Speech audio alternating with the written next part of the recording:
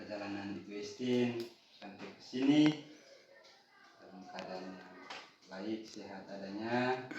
Semoga saja pertemuan kita pada siang hari ini dapat berjalan dengan baik sesuai dengan yang direncanakan, dan saya mengucapkan selamat datang pada Ibu Estin hari ini berkenan hadir untuk mendampingi saya sebagai CDP di pendampingan 4 Ibu ya. Begitu waktu dan kesempatan saya ucapkan kepada Ibu Estin terkait dengan apa yang harus kita sama-sama jalankan pada siang hari ini. Ya, terima kasih Pak. Jadi hari ini itu kita pendampingan yang keempat. Pendampingan yang keempat ini temanya itu evaluasi dan pengembangan proses pembelajaran. Nanti ada 2 fokus di pendampingan kita yang keempat, yaitu tentang observasi atau bagaimana observasi pembelajaran, bagaimana Pak menerapkan apa yang sudah Pak dapat, itu yang budaya positif, yang pembelajaran berdiferensiasi dan kompetensi sosial emosional di kelas. Kemudian nanti ada observasi penilaiannya seperti apa. Nah, mungkin sebelum kita lanjut, mungkin selama pembelajaran 1 bulan ini, bagaimana menurut Pak di pembelajaran di LMS? Apakah ada yang sulit atau seperti apa? Selama pembelajaran di modul 2 lah. Ya, modul 2. Puji Tuhan, saya berjalan dengan lancar gitu ya. Tetapi kemarin ini yang membuat saya stres itu kan salah jam startnya di tes akhir. Oh iya. Salah jam startnya, atau mungkin lagi LMS-nya banyak yang pakai gitu. Mungkin sibuk ya. Sibuk. Itu saya nomor 7 itu. Nomor 7 waktunya sudah setengah jam. Ini lama sekali tunggu. Sampai di nomor 8 itu database error bilang, aduh saya stres. Iya, memang seperti yang Pak punya masalah itu kan saya sudah konfirmasi di Ibu Karolin yang seperti dia jawab seperti itu tuh. Kalau dari saya kan tidak ada nomor admin, saya sudah baca, pas saya balas tidak ada jaringan, jadi tidak bisa langsung dibalas, tidak bisa langsung terkirim seperti itu. Jadi memang kemarin saya bilang seperti itu, cuma memang Ibu Karolin bilang memang jawaban dari admin seperti itu, tapi dia bilang dia konfirmasi lagi, dia koordinasi lagi dengan admin seperti apa. Cuma memang saya lihat kayaknya memang sudah tidak ada apa lagi nih ya. Admin mungkin bilang kalau namanya sudah seperti itu sudah tidak ada penjadwalan lagi toh untuk diulang. Apa hari Sabtu atau tanggal berapa? 30 atau tanggal 31 saya nanti cek lagi. Ada pretest lagi untuk modul 3. Modul 3 kan? Iya, tidak ada apa untuk kedepannya. Kan masih ada 1 modul 3.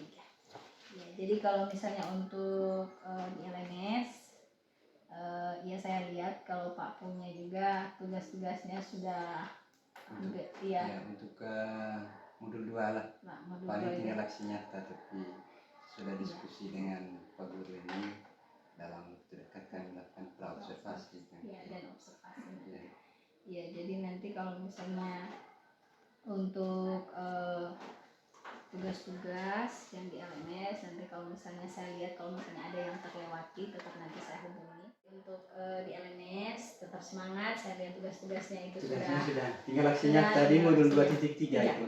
Ya, memang kalau aksi nyata modul 2.3 kalau tidak salah itu kan Pak mau harus coaching, ya memang coaching dengan teman, tapi itu kayak seperti pendampingan individu 4, jadi ada pra observasinya, kemudian nanti ada observasinya, dan ada pasca observasi. Nah, pasca observasi memang itu seharusnya nanti sebentar baru saya bilang bahwa dia pasca observasinya itu memang harus ada saya itu di PI 5. Kalau untuk pra dengan observasi Pak di kelas biar hanya dokumentasi saja yang ada di saya. Kalau misalnya untuk pasca observasi biar itu nanti ada untuk coachingnya itu nanti ada saya. Seperti itu. Memang di tagihannya kesebatas seperti ya, seperti itu. Di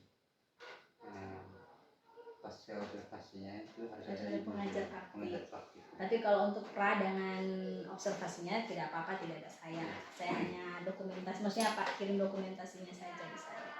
Ya, itu jadi untuk sebentar Untuk bagian pendahuluan itu sudah, dan untuk sebentar yang kita lanjut ke ini, saya sudah kirim tadi grup. Seperti yang tadi saya bilang, kalau untuk observasinya sebentar kan Pak lakukan selama 2 jam pelajaran. Jadi observasi yang saya lakukan ini bukan mau menilai Pak itu benar atau salah di dalam kelas, tidak. Saya hanya mengamati apakah Pak sudah melakukan penerapan apa yang Pak dapat di LMS, seperti tadi yang saya bilang, sudah ada budaya positif di dalam, sudah ada diferensiasi dan kompetensi sosial nasional. Jadi nanti dalam pembelajaran saya dalam kelas, saya itu cuma sebagai pengamat saja, sebagai observer, bukan sebagai maksudnya terlibat langsung dan tidak. Saya cuma di samping saja. Yang pokoknya intinya yang kelas yang punya Pak sudah di dalam, saya cuma sebagai observer saja, sebagai supervisor, cuma mencatat apa saja yang seperti di sini kan.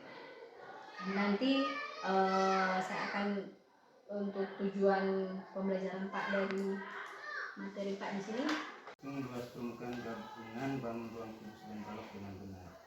Menyelesaikan masalah yang berkaitan dengan luas permukaan gabungan bangun ruang kudus dan balok secara tepat. Jadi nanti dengan tujuan pembelajaran itu di pembelajaran sebentar. Kemudian nanti ada untuk saya mau observasi itu mungkin ada salah satu aspek, mungkin kalau Pak sudah print itu kan dia ada 3 aspek toh.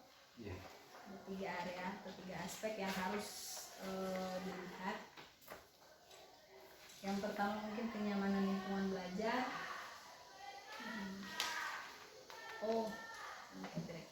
Yang kenyamanan lingkungan belajar untuk memenuhi kebutuhan belajar, kasih murid secara belajar murid secara nyaman. Kemudian yang kedua itu memandu proses belajar mengajar yang efektif. Kemudian yang ketiga itu pemberian umpan balik dan refleksi.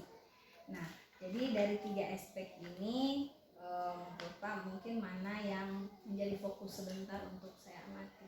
Memang ketiga-tiganya akan saya amati, tapi yang menjadi lebih fokus untuk saya amati itu Baik.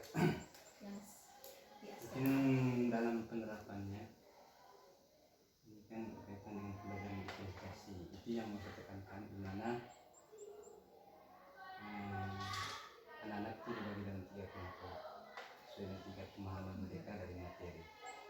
Dari materi kelompok 1 itu di mana anak-anak yang boleh dikatakan sudah memahami lah materi yang disampaikan, katakan begitu, dari prosesnya sudah memahami, kemudian mereka hanya dikasih soal untuk mereka kerjakan. Kemudian di kelompok keduanya anak-anak dikasih materi lagi dan videonya. Ketiga yang menonton video ya, gitu kan, kegiatan awalnya mereka semua menonton video. Kemudian di SKPPD itu dari hasil pretestnya yang kemampuan awalnya bagus dan hanya dikasih soalnya saja untuk mereka kerjakan. Kemudian di kelompok kedua yang menengah ini anak dikasih efektif dengan materi. Kemudian di kelompok ketiga sambil menonton video dalam kelompok anak dikasih materi juga untuk mengerjakan lomba tugas. Nah, di sini yang perlu saya, mungkin fokus saya lah, bagaimana anak-anak memahami materi yang saya sampaikan, mengerjakan FKPD dengan baik berdasarkan diferensiasi konten proses yang saya berikan. Oke, jadi tadi Pak bilang nanti dalam penerapannya nanti ada 3 kelompok berdasarkan kesiapan belajar. Berarti diferensiasinya di sini sudah ada, yaitu tentang apa, diferensiasi berdasarkan kebutuhan anak, yaitu kebutuhan tentang kesiapan belajar. Jadi dibedakan jadi berdasarkan kebutuhan belajar anak, kesiapan belajar anak. Ada yang sudah paham, ada yang belum, dan dengan ada konten, ada video dijelaskan. Nanti mungkin dalam prosesnya baru nanti sebentar lebih jelasnya mungkin nanti di dalam kelas. Jadi seperti yang saya bilang, mungkin untuk sebentar mengamati saya di dalam kelas itu hanya bertindak sebagai observer saja. Jadi yang menguasai kelas itu adalah Pak. Mungkin sudah dulu, kita langsung saja Eksekusi. eksekusi langsung di kelas. Nanti mungkin selesai dari kelas, nanti kita juga ada pembicaraan sedikit nanti setelah dari observasi di kelas.